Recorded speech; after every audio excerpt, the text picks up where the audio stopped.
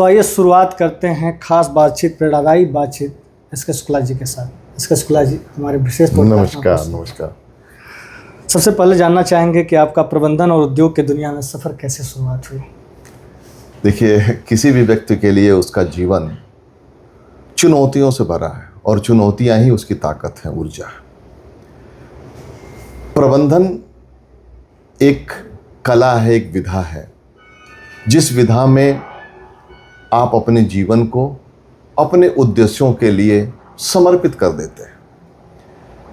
जब तक जीवन का उद्देश्य नहीं है तब तक जीवन का मूल्य नहीं है, और उन उद्देश्यों की प्राप्ति के लिए जीवन का एक समर्पण ही उसकी ताकत है। तो कहने का मतलब यह है कि आप अपने कठिन परिश्रम से और चुनौतियों से एक नया इतिहास लिख सकते हैं, और नई इबादत के लिए आपको फिर से सुबह से लेकर शाम तक परिश्रम का रास्ता ही अपनाना पड़ेगा। 35 वर्षों का लंबा अनुभव आपका रहा है। कौन सा दौर आपको सबसे चुनौतीपूर्ण लगा? देखिए, जीवन में दौर तो आते हैं, बहुत से चुनौतियों का दौर है। बहुत छोटा सफ़र था मेरा शुरू में, बचपन में जब मैंने शुरुआत करी, और आज का सफ़र बहुत कठिन दौर से गुजरा। बहुत परिश्रम, चुनौतियाँ, ह्यूमन वैल्यूज़, पता लगा कि हाँ, इस पूरे के पूरे जीवन में मानव मूल्य कितना महत्वपूर्ण है। शुरू में ये लगता था कि मैं सब कुछ काम कर सकता हूँ। थोड़ा बढ़ा तो बोला नहीं, अकेले कुछ भी नहीं कर सकते, पूरी टीम को समाहित करना पड़ता है उस कार्य में, और उस टीम को चलाने के लिए उस टीम के अंदर जोश, जुनून, उमंग कैसे भरा जाता है, वो कैसी कला है, वो कैसी विधा है मैन मैनेजमेंट की। ये सबसे बड़ा प्रबंधन का मूल्य है कि आप अपने टीम को कितना प्यार करते हैं, कितना सम्मान करते हैं, और किस तरीके से उनके साथ रहते हैं। वही आपकी ताकत है, वही आपकी पहचान है। तो ये प्रबंधन कहीं न कहीं टीम स्पिरिट से जुड़ा हुआ है, कहीं न कहीं उसकी गुणवत्ता आपके मैन मैनेजमेंट से जुड़ी हुई है। कहा जाता है ना, दुनिया में बहुत से समय ऐसे आते हैं कि बहुत से लोग, बहुत से सिस्टम आपको चलने नहीं देते, आपको बाधा क्रिएट कर देते हैं। यही तो पुरुषार्थ है जीवन का, कि किन तरीकों से उन बाधाओं को आप दूर करते हुए फिर से एक टीम भावना के साथ काम करके और अपने उद्देश्यों को पूरा करते हैं। जब आप गोरखपुर यूनिट में व्यापार प्रमुख बने तो आपकी प्राथमिकताएं क्या थी? ये देखिए, बिल्कुल सही प्रश्न है आपका। 2017-18 का दौर और 2017-18 से पहले का प्रदेश का दौर, मुझे उसको एक्सप्लेन करने की जरूरत नहीं है, हर सबको पता है। लेकिन 2017-18 के बाद एक ऐसी क्रांति आई प्रदेश में, एक ऐसा स्वच्छंद माहौल मिला उद्योगों का कि आपको ऐसी लॉ एंड ऑर्डर की सिचुएशन, इलेक्ट्रिसिटी की situation, ease of doing business की सिचुएशन, आपको सिर्फ और सिर्फ अपने इंडस्ट्री के प्रोग्रेस के लिए कार्य करने का एक जो खुला माहौल मिला। पहले हमारा ज़्यादा समय बाहर के प्रॉब्लम्स को मैनेज करने में लगता था, तमाम तरह के, मैं उसको उल्लेखित करना नहीं चाहता, लेकिन 2017 के बाद की जो व्यवस्थाएं बनी, उसमें सारा का सारा ध्यान इंडस्ट्री के डेवलपमेंट में, एम्प्लॉयमेंट में, आपके कैपेसिटी को बढ़ाने में ये लगा। तो वो जो स्वच्छंद माहौल मिला, वो स्वच्छंद जो बाजार मिला, जो प्रतिस्पर्धा मिली, उसमें हमने क्वालिटी कंट्रोल स्थापित करके प्रोडक्ट की, आपका निवेश करके, तमाम तरह के उन्नत मशीनों को यहाँ पे लगा के, महिलाओं को यहाँ पे रोजगार दे के। मुझे पता है कि पहली बार जब ये इंडस्ट्री में, खास करके आपको पता है कि ये मदिरा बनाने वाली कंपनी है, और हमारे पूर्वांचल में महिलाओं को कितने पर्दे में और कितने क्लोज सर्किट में रखा जाता था। मुझे बड़ी खुशी है और बात शेयर करते हुए कि इन 7-8 सालों के सफ़र में एक महिला से हमारे यहाँ तकरीबन 250 महिलाएं काम करती हैं, जाती हैं, उनका परिवार चलता है। इसको उपलब्धियों में तो नहीं, मैं इसको एक सामाजिक परिवर्तन में, एक सामाजिक जागरूकता में, एक महिला सशक्तिकरण के रूप में देखता हूँ। ये सारा का सारा श्रेय हम प्रदेश सरकार को देना चाहते हैं, जिनके स्वस्थ माहौल में ये जो परंपरा बनी और उद्योगों का विकास हुआ, 100 करोड़ से बढ़ के हम 400 करोड़ 500 करोड़ रेवेन्यू पे बैठे। आज हमारा जो उत्पादन जो है 7 गुना 8 गुना बढ़ गया। प्रदेश में हमारी भागीदारी 24% है आज के दिन, जहाँ पे किसी ज़माने में 5% होती थी 17-18 के पहले। तो नो डाउट जो है 17-18 से लेके और 24-25 तक का सफ़र बहुत ही चुनौतीपूर्ण, चैलेंजिंग और उत्साहवर्धक रहा। चुनौतियों से ही उत्साह आता है और उत्साहवर्धन के वजह से जो है हम इस मुकाम तक अभी पहुँचे हैं। हालांकि अभी हम बहुत कुछ कर रहे हैं, अगले प्रश्न का इंतजार करेंगे आप। सप्लाई चेन मैनेजमेंट और नई प्रथाओं की स्थापना में आपने बड़ी भूमिका निभाई। इस बदलाव को लागू करना कितना कठिन था? जिस तरह से अभी आपने बताया कि 250 महिलाओं को आप रोजगार के लिए एक सामाजिक परिवर्तन में सहभागिता कर रहे हैं। चेंज एक्सेप्टेंस, यानी कि परिवर्तन को स्थापित करना, मानना, उसको मान्यता देना, ये बहुत कठिन है आज के समय में। आज कोई भी व्यक्ति कोई कार्य करता है, वो समझता है कि मैं अपने कार्य में पारंगत हूँ, बट उनको समझाना कि हाँ, ये कार्य बदले हुए परिवेश में आप करेंगे तो आपको ऊर्जा मिलेगी, बदले हुए रूप में करेंगे तो आपका काम हल्का होगा, आप इस चीज़ को इस तरह से करिए। तो जहाँ तक सप्लाई चेन की बात है, सप्लाई चेन अपने आप में बहुत एक डिफ़िकल्ट टास्क है। और हमने जो खास करके उन दिनों की यात्रा में बताऊंगा जिस समय रोड ट्रांसपोर्ट करते थे, रोड ट्रांसपोर्ट से रेल ट्रांसपोर्ट पे आज मूवमेंट करना और उस विधा को स्थापित करना अपने आप में चैलेंजिंग था। मैं बात जिक्र कर रहा हूँ आपके 2008 और 9 में। उस समय खास करके अल्कोहल का ट्रांसपोर्टेशन सिर्फ रोड से होता था। हम लोग बाहर से अल्कोहल लाते थे, इंडिया के बाहर से, और रोड हमको बाई रोड टैंकर से उतने मिलते नहीं थे और उसमें काफ़ी नुकसान भी होता था। पहली बार कॉनकॉर से उनके पुराने वैगन्स को लिया, 20 डेज तक उसकी रिपेयरिंग करी। रिपेयरिंग करने के बाद खुद की कंपनी के स्कॉट से वो माल मुंद्रा से जो है काशीपुर हमारे प्लांट में आता था। बट उसने एक विधा को स्थापित किया, एक सिस्टम को स्थापित किया कि इसका ट्रांसपोर्टेशन इस विधा से हो सकता था। वो एक शुरुआत थी। 60 कंटेनर को मैंने उससे लेके चलाया।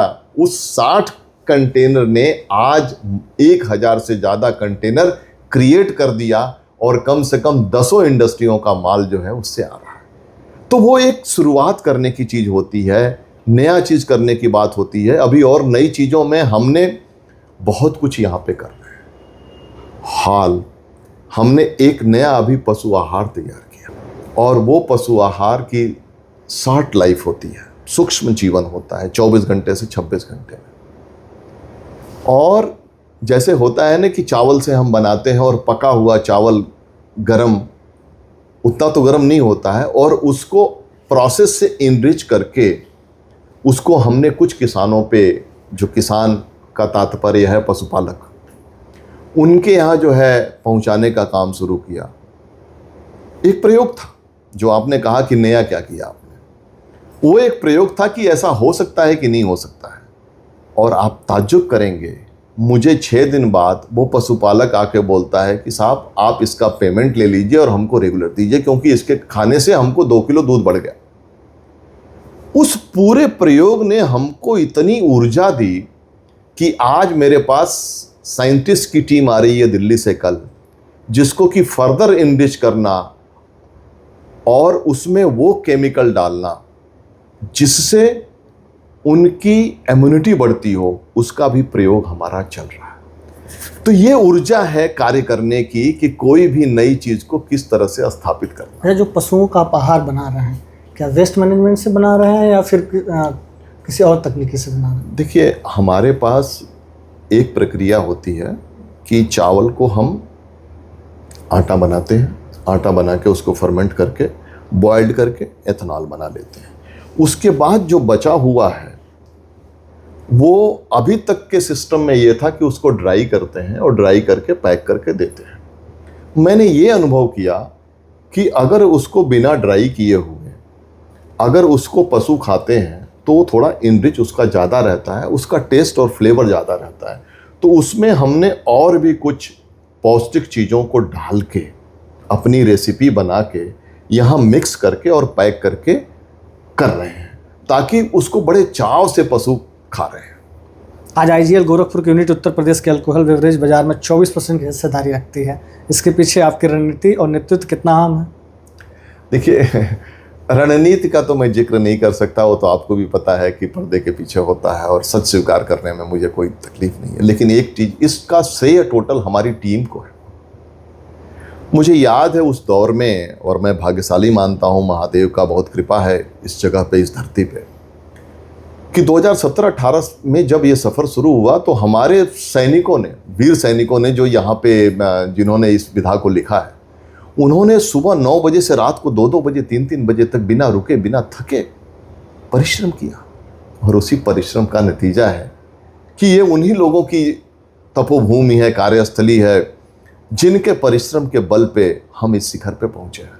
तो ये सारा का सारा क्रेडिट जो है मैं अपनी पूरी टीम को देना चाहूँगा, जिनके अथाह परिश्रम, तप, तपस्या से जो है ये प्रोडक्ट हमारा जो है आज प्रदेश का ही नहीं, देश का ही नहीं, एशिया का सबसे बड़ा प्रोडक्ट हमारा जो है हम स्थापित कर पाए हैं। ये बिना टीम भावना, बिना टीम परिश्रम के नहीं हो सकता, और सबसे बड़ा महादेव की कृपा, आशीर्वाद। एक लीडर के तौर पे आप टीम को कैसे प्रेरित करते हैं? देखिए, मेरे लिए तो, मैं तो सबसे टीम का छोटा सेवक हूँ। टीम बहुत बड़ी है, अपार परिश्रम है। सवाल ये है कि किस पुष्प से उनको सुसज्जित करते हैं, ये बहुत मतलब रखता है। अगर आप किसको कितना पावर देते हैं, पावर का मतलब एनर्जी, वो एनर्जी उनके कार्यों का सम्मान, उनका व्यक्तिगत सम्मान, उनका पुरस्कार, उनको साथ चलने का साहस, ये सारी चीज़ें हैं जिससे उनकी ऊर्जा को हम क्रिएट कर सकते हैं। एक पारदर्शी व्यवस्था जिसमें सबको लगे कि हम टीम के साथ हैं और कंपनी उनके साथ है। तो ये भाव होता है, ये पावर होता है जिसके अंतर्गत में आपकी टीम काम करती है। जो व्यक्ति शॉप फ्लोर पे काम कर रहा है वो कितना आनंदित है, कितना लक्ष्यों के प्रति सचेष्ट है, और उसके सहयोग से लक्ष्य शेयर्ड हो, यानी उसके साथ समझा के, बता के फिक्स किया गया हो, जिसमें उसकी भागीदारी हो। तो व्यक्ति की भागीदारी अगर उस लक्ष्य में रहती है, उसका आनंद भी मिलता है और तभी लक्ष्य पूरा भी होता है।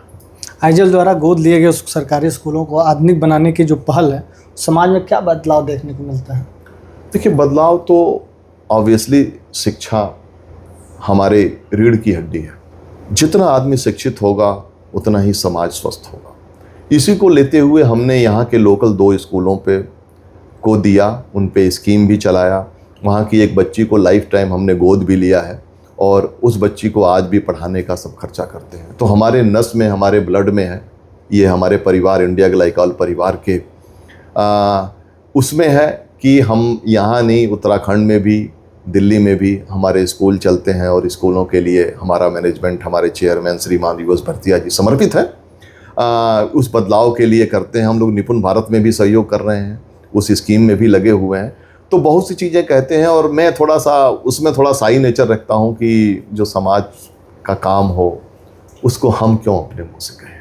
हमें तो समर्पित रहना है और उनके लिए जो है काम करना है। जो लोग समाज के गरीबी तबके में रहते हैं, उनके जीवन को उत्थान करने के लिए काम करना है। उत्तराखंड में स्कूल परियोजना पूरी करना आपके लिए कितना व्यक्तिगत तौर पर संतोषजनक अनुभव रहा? मैंने कहा ना, देखिए, जीवन में हर आदमी अपने कर्तव्यों को पालन करता है जिसके लिए वो असाइंड है। असाइंड का मतलब, आप अगर प्रेस रिपोर्टर हैं तो कितनी संजीदगी से काम करते हैं, मैं अगर इंडस्ट्री चलाता हूं तो कितनी संजीदगी से काम करता हूं।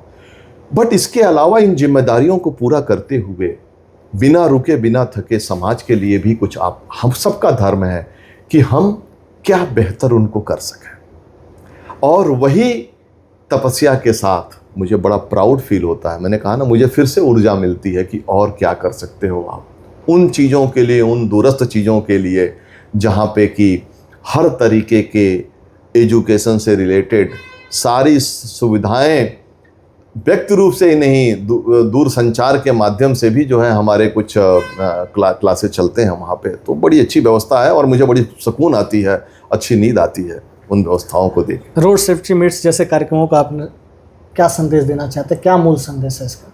देखिए, हमारे यहाँ मैं समझता हूँ कि, मुझे याद तो नहीं है, लेकिन 27,000 मौतें अभी गडकरी जी ने कहा था कि होती हैं रोड एक्सीडेंट से, और ये बहुत बड़ा घातक होता है। इसमें कई परिवार तबाह हो जाते हैं। मैं कई ऐसे ड्राइवरों को जानता हूँ जिनका कि पूरा परिवार बिखर गया उनके मृत्यु के बाद। पहली चीज़ ये है कि आप रोड सेफ्टी आप अपने से ज़्यादा दूसरों के लिए ज़रूरी है, दूसरों का जीवन बच सके इसके लिए ज़रूरी है।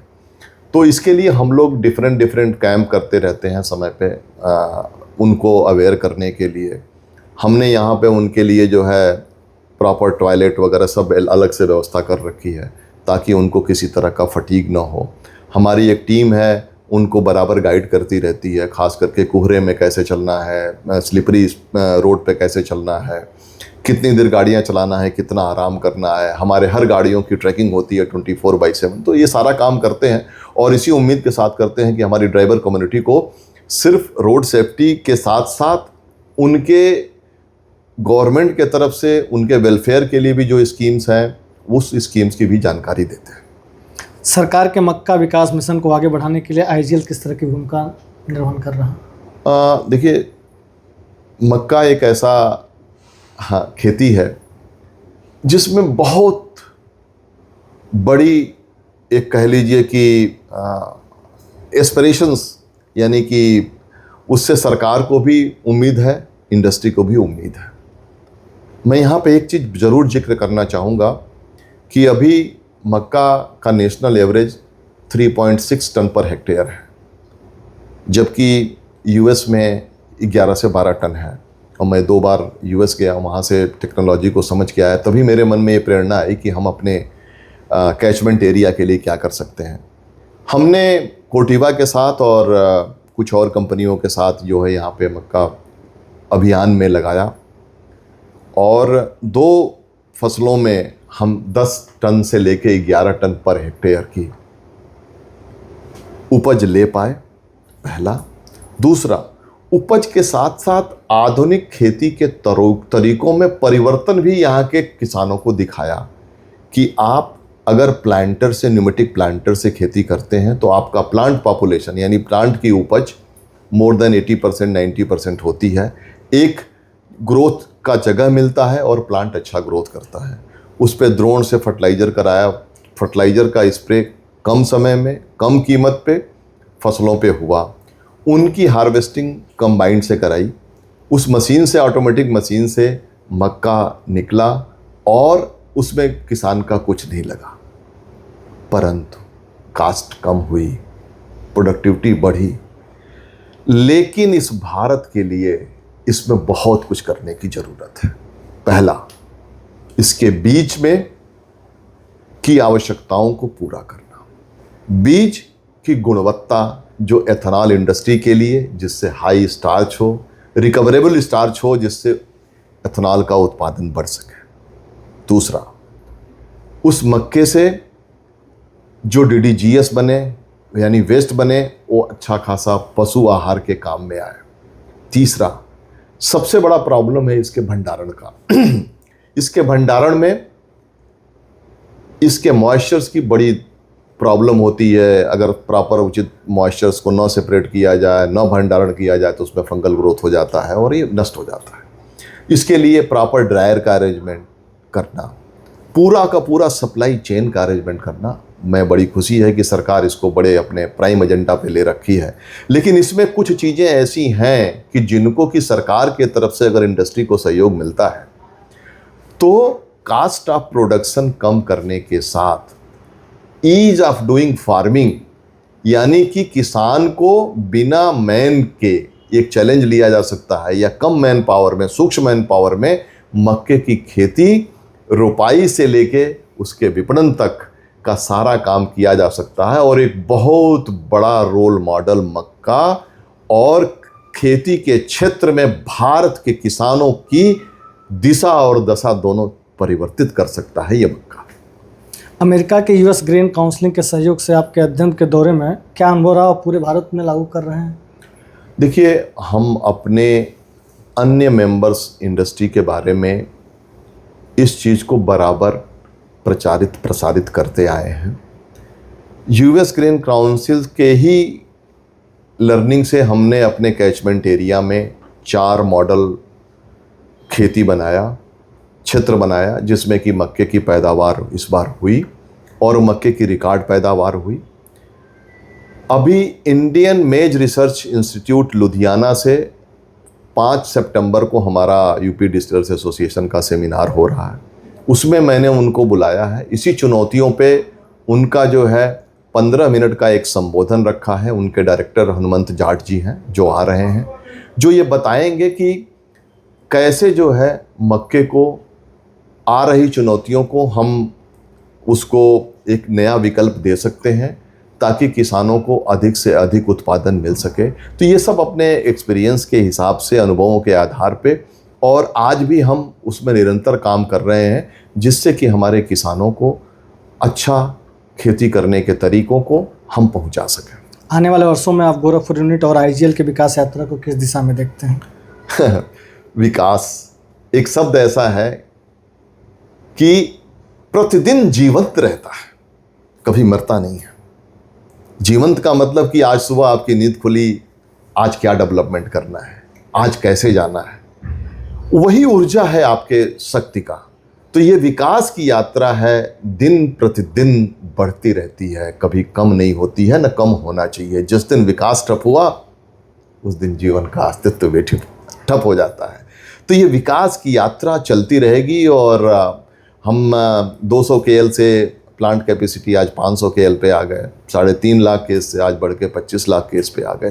तो अनवरत यात्रा चलती रहती है। उसलिए हमारे रिसर्च भी चल रहे हैं, हमारी टीम की चल रही है, हमारा क्या इनोवेशन है वो भी कर रहे हैं। तो आपके और महादेव की कृपा से इसको चलाते रहेंगे। कॉर्पोरेट नेतृत्व के साथ साथ सामाजिक उत्तरदायित्व निभाने का मूल मंत्र क्या है? आपका मंत्र क्या है? मेरी ऊर्जा, ये ऐसी ऊर्जा है जो सेवा भाव से पैदा होती है। कारपोरेट की सेवा तो करना है, हमारा धर्म है, लेकिन उससे बढ़ के ऊर्जा जब मिलती है, जब किसी असहाय को, किसी समाज के काम के लिए हम अगर कुछ अपना समय दे सकें, तो मैं ऊपर वाले का बहुत आशीर्वाद अपने पर मानता हूँ। और जीवन शुरू भी वहीं होता है, समाप्ति भी वहीं होता है। तो इसलिए हमारे लिए सबसे बड़ा ऊर्जा का स्रोत सामाजिक सेवा है। युवा प्रबंधकों और छात्रों के लिए आपका क्या संदेश है जो आपको रोल मॉडल मानते हैं? देखिए, मेरा सबसे बड़ा संदेश ये है कि जीवन आपको प्रभु ने दिया है, कुछ न कुछ उद्देश्य है। 140 करोड़ के देश में बहुत कम लोग हैं जो कहीं न कहीं अपने क्षेत्र में पहचान बना पाते हैं। कभी वैसे लोगों की जीवनी आप पढ़ा करें, उनका समर्पण पढ़ा करें, कितने समर्पित वो अपने कार्यों के प्रति हैं। और दोस्त, आप अभी नए पायदान पे आए हैं, आपको एक चीज की संकल्प यात्रा में जुड़ना है कि हमें कुछ न कुछ इतिहास अपने जीवन में लिखना है। जब ये आप समर्पित रहेंगे इतिहास लिखने के लिए, तो उसके लिए भरपूर परिश्रम करेंगे, संकल्पित रहेंगे, जीवन की नए विधाओं के प्रति पूर्ण रूप से संकल्पित रहेंगे। और यही संकल्प आपको किसी न किसी दिन महान बनाएगा।